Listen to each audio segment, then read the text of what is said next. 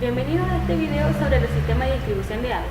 Nuestro grupo es el grupo número 2, conformado por Angel Espinosa, Yelinka Gallardo, Jorge Romero, Susana Medina, Victoria Ramírez y que les habla, Catherine Martínez. Este seminario está hecho para la asignatura de Mecánica de Fluidos con la profesora Ivonne López. El sistema de distribución de agua es el conjunto de tuberías, accesorios y estructuras que transportan el agua, desde tanques de servicio o de distribución, hasta la toma domiciliaria o hidrantes públicos. Su finalidad es proporcionar agua a los usuarios para el consumo doméstico, público, comercial, industrial y para condiciones extraordinarias, como en el caso de extinguir incendios. La red debe proporcionar este servicio durante todo el tiempo, en cantidad suficiente, calidad requerida y presión adecuada. En 2009 ha realizado una breve reseña histórica de la hidráulica de la red de distribución, la cual se resume a continuación. Las primeras civilizaciones transportaban el agua en canales abiertos, comenzando por los griegos en el año 1500 a.C., donde se utilizaban secciones circulares para luego, en el año 250 a.C., establecerse las primeras leyes de la mecánica del fluido. Los acueductos aparecen en Roma, cerca del año 100 después de Cristo, y el agua era transportada desde grandes distancias. Luego surgieron los primeros libros sobre el sistema de abastecimiento de agua. Posteriormente a esto, Pilot, Bernoulli y Euler hicieron los primeros adelantos empíricos de la hidráulica. Más tarde, la modelación matemática de los flujos de las tuberías tendría grandes avances, con Benach, Darcy y Hansen. En la actualidad, existen numerosos programas comerciales para la modelación hidráulica y la calidad de agua en las redes de distribución de los acueductos. La captación de las aguas superficiales tiene por objeto derivar el agua desde un río, un arroyo, un canal, desde un lago o incluso desde el mar. Posteriormente, se debe almacenar el agua cuando ésta no posee un caudal suficiente durante todo el año para suplir la cantidad de agua necesaria. Por ende, se construyen embalses que sean capaces de almacenar el agua durante un tiempo prolongado. En esta etapa de conducción, el agua es llevada desde la captación hasta el punto en que se produce la regulación del tanque de regulación. Antes de ser distribuida, es necesario que el agua pase por un proceso de tratamiento para así obtener agua potable del sistema. El tipo de tratamiento es muy válido en función de la calidad del agua bruta.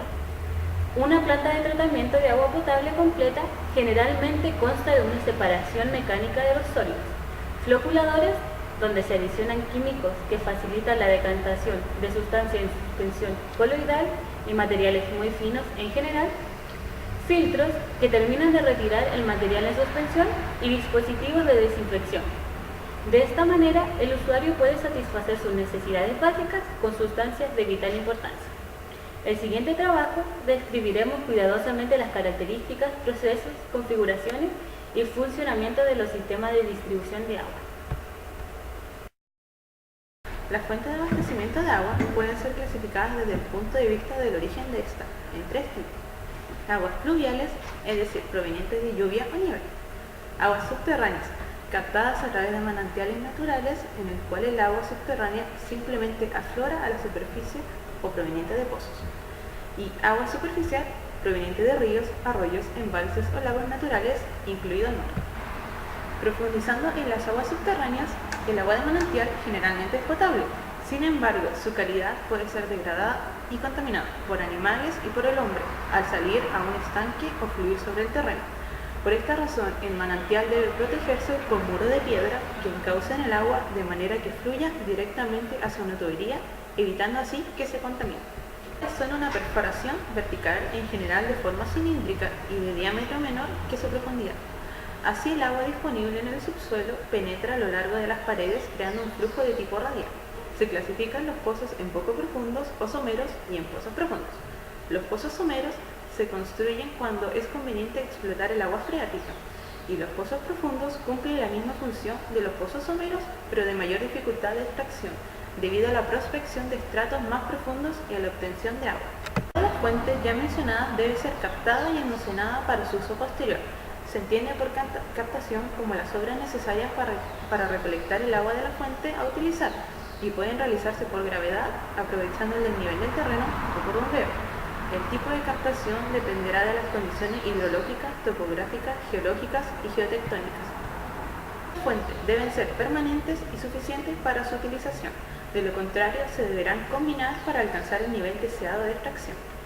Según el origen del agua ya conocido, para transformarla en agua potable se deberá someter a diversos tratamientos que van desde la simple desinfección hasta la desalinización, otorgándole así la potabilidad al agua. Forma de distribución. La distribución de las aguas a los usuarios está condicionada por el rendimiento y la ubicación de las fuentes, por el tamaño y la dispersión de la población, su ubicación geográfica, condiciones climáticas, etc. Estas condiciones locales determinan si se utiliza un sistema convencional o no convencional. Para poblaciones rurales, por ejemplo, se utilizan formas de distribución simples, que no demandan personal calificado o altos costos operativos. Los sistemas convencionales de abastecimiento de aguas corresponden a sistemas que brindan el servicio de agua potable al usuario a nivel de vivienda con una conexión domiciliaria. Este es a través de redes que proporcionan la cantidad y la calidad de agua establecidas. Los sistemas convencionales son por gravedad, bombeo y mixto. Los sistemas por gravedad aprovechan la fuerza gravitacional, es decir, la diferencia de cotas topográficas, para conducir el agua hasta el usuario. El agua se conduce o bombea desde la fuente hasta un tanque elevado, luego desde el cual el agua fluye naturalmente hacia la población. De esta manera se mantiene una presión suficiente y prácticamente constante en la red para el servicio de los usuarios. Este método se debe utilizar siempre y cuando se disponga de cotas de terreno lo suficientemente altas para la ubicación del tanque y de este modo asegurar las presiones requeridas para la red. En los sistemas por bombeo se requiere energía externa, generalmente eléctrica, para conducir el agua desde la captación hasta el usuario. Además puede ser en más de una unidad operacional. En la distribución mixta se adopta un sistema combinado por bombeo y gravedad. Estos se utilizan, por ejemplo, en inmuebles que se encuentran en altura, como la presión que se tiene en la red no es lo suficientemente fuerte como para que llegue a tanques elevados, sea necesario construir en forma particular una cisterna o un tanque de almacenamiento en la parte baja de las construcciones. A partir de estas cisternas, por medio de un sistema auxiliar de una o más bombas, se eleva el agua hasta los tanques, para que a partir de esto se realice la distribución del agua por gravedad a los diferentes niveles inmuebles en forma particular o general, según el tipo de instalación y servicio que lo requiera. Para construir una red de distribución de agua, lo primero que se debe hacer es determinar las ubicaciones y las uniones que tendrán estos elementos anteriormente mencionados. Se definirá como un circuito a una serie de tuberías conectadas en forma de un polígono. Las configuraciones que tendrán los distintos tipos de redes estarán asociadas a los requerimientos de los usuarios y a las presiones adecuadas que se manejen en el sistema. En este caso, se definen tres tipos de redes. Existen las redes de distribución cerradas, que conforman una serie de circuitos o un solo circuito, y que tienen la particularidad de que sirven bastante bien en caso de que se produzcan fallas al interior del sistema, puesto que los circuitos que no han sido afectados por la falla pueden seguir operando y pueden seguir distribuyendo agua a los consumidores. Sin embargo, tienen la dificultad de que cuando ocurren fugas al interior de las tuberías, resulta un poco difícil identificar el sitio de la fuga. Están también las tuberías abiertas, que no conforman ningún circuito, y estas son principalmente las que se utilizarán en sitios rurales con topografía bastante compleja. Los circuitos abiertos pueden desarrollar las partes de menor presión del sistema, sedimentación y también el crecimiento de bacterias. También existen las redes combinadas, que unen las características de ambos tipos de redes, abiertas y cerradas.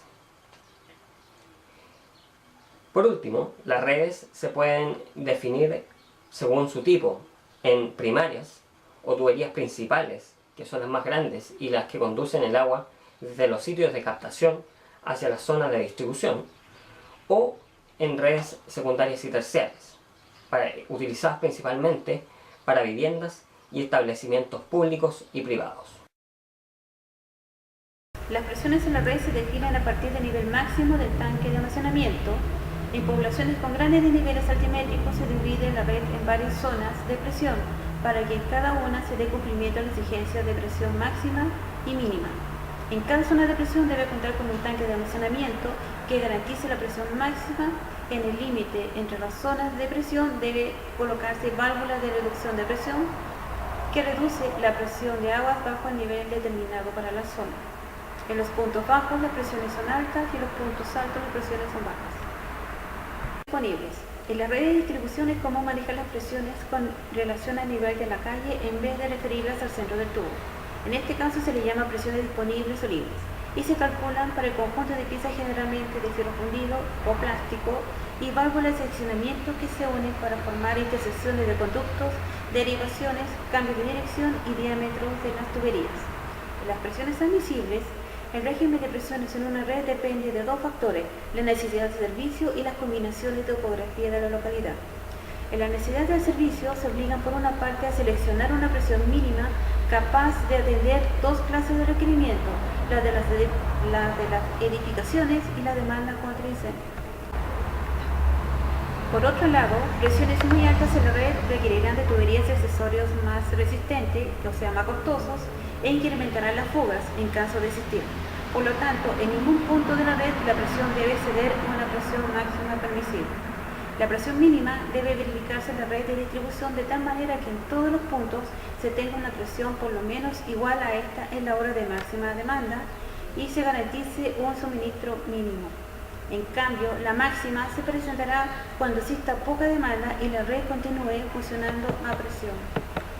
Usualmente, las zonas de presión pueden interconectarse entre sí para abastecer en forma ordinaria cuando se tiene una sola fuente o extraordinaria en caso de incendio, fallo de la fuente y reparaciones, etc., cuando se tienen varias fuentes.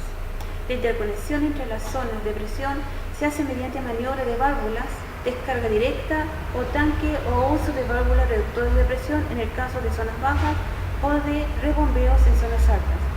Las políticas de operación influyen en la zonificación debido a la existencia de límites políticos, mejor control de abastecimiento y su distribución, así como de la operación y mantenimiento de la red de distribución. La distribución está formada por diversos componentes, los cuales en conjunto le otorgan un perfecto funcionamiento y seguridad al momento de realizar la distribución del agua. Desde una red son las tuberías, las cuales tienen la función de transportar el fluido. Estas se componen de dos o más tubos ajustados mediante un sistema de unión que permite la conducción del líquido. Hay tuberías de diversos materiales y según el tipo dará lugar a las características mecánicas que tendrá la red de distribución. Que cumpla características tales como la resistencia mecánica y la resistencia a la corrosión es algo muy importante para la distribución del agua. Importante para una red de distribución son las piezas especiales. Muchas veces es necesario realizar cambios en la dirección de los fluidos, ramificaciones o intersecciones en la red. También unir tuberías de diferentes materiales y diámetros. Estos cambios son posibles realizando y usando piezas especiales. Normalmente son ocupadas las de hierro fundido y las de PVC. Las válvulas son las utilizadas para iniciar, detener o regularizar la circulación del líquido mediante una pieza movible la cual se abre y se cierra en uno o más orificios. Estas pueden ser accionadas manualmente o por medio automático o semiautomático. Las válvulas permiten el aislamiento de ciertos tramos de la tubería para realizar labores de reparación y de manutención. Las secciones especiales de la red se ubican a cierta distancia y están distribuidas en las calles. Existen dos tipos de hidratantes, los públicos y los contra incendios. Por un lado, los hidratantes públicos consisten en llaves comunes colocadas en pedestales de concreto y pueden usarse como llaves comunitarias, pues pueden emplearlas varias familias y dependiendo de su cercanía con el hidratante. Y las hidratantes contra incendio están distribuidas en las calles a ciertas distancias relativamente cortas, de fácil acceso con el fin de conectar mangueras para combatir incendios. Las partes encargadas de asegurar la cantidad y la presión de agua disponible en la red son los tanques de distribución. Están construidos de manera superficial o elevados y en ambos tipos de almacenamiento se emplean válvulas de altitud, las cuales utilizan un flotador para determinar el volumen en el cual deben cerrarse.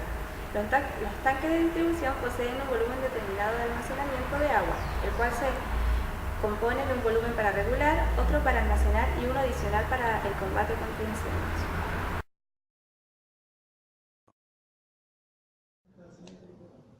Muchos de nosotros nos preocupamos por tener agua día a día para realizar nuestras actividades cotidianas como beber, cocinar, lavar ropa, limpieza o cualquier otro uso que se nos ocurra. Pero no nos preguntamos de dónde proviene el agua que llega a nuestros hogares. Aquí trataremos de explicarlo utilizando el ciclo urbano del agua, desde la captación hasta su regreso al medio natural.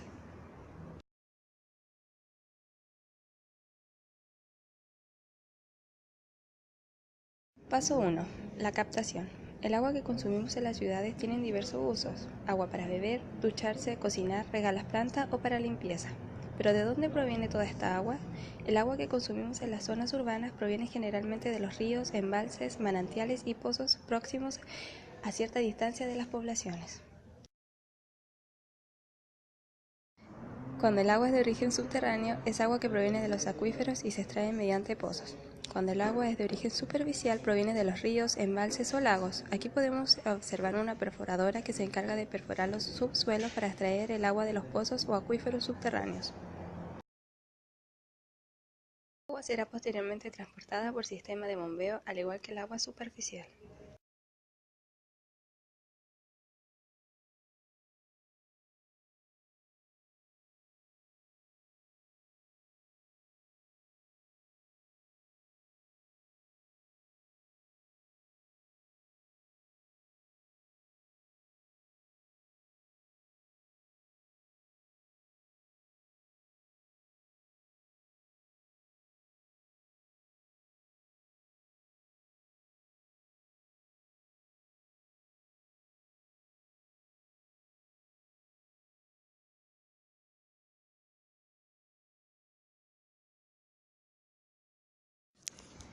Paso 2. Potabilización.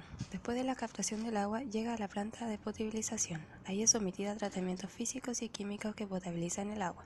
Para ello, los seres humanos copiamos lo mismo que hace la naturaleza con el agua. El agua que sale de la planta ya se puede consumir sin riesgo para la salud.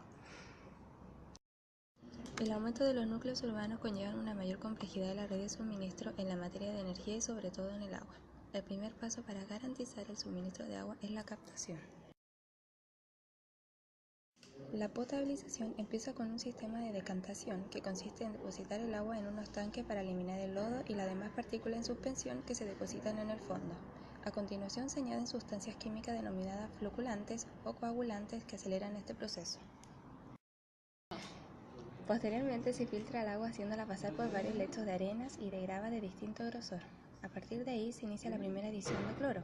Es un gas disuelto que tiene la eficacia de acción bactericida, aunque actualmente varias potabilizadoras es reemplazada por el ozono.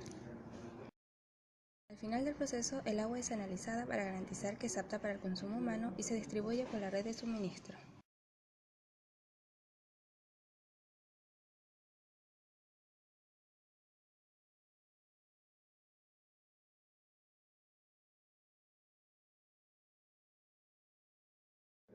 Paso 3. Transporte, almacenaje y distribución. Cuando el agua ya ha sido potabilizada, ya puede ser conducida a los puntos de almacenamiento para uso y disfrute. Estos lugares de almacenamiento se denominan depósitos y están ubicados en las cotas altas para poder alimentar todas las casas, necesidades del territorio y utilizando un mínimo de energía. El agua recorre toda la ciudad utilizando las cañerías. Este video muestra una sobrepresión en la red de distribución de agua urbana, pero nosotras lo utilizaremos para mostrarles los contenedores altos que distribuyen el agua hasta nuestros hogares.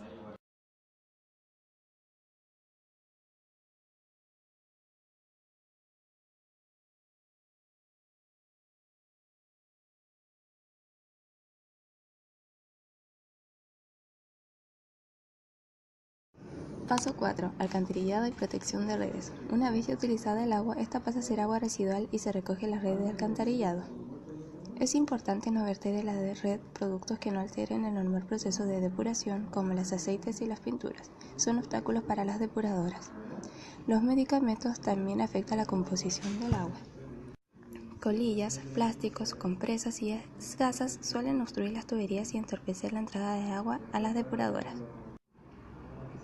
Aquí podemos ver el funcionamiento de una red de alcantarillado muy común en las fosas sépticas.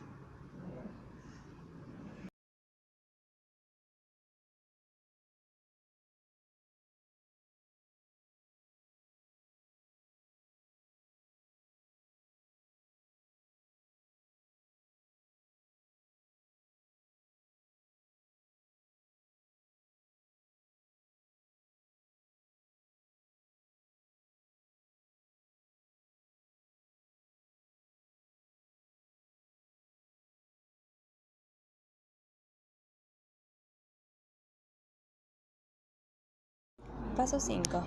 Depuración.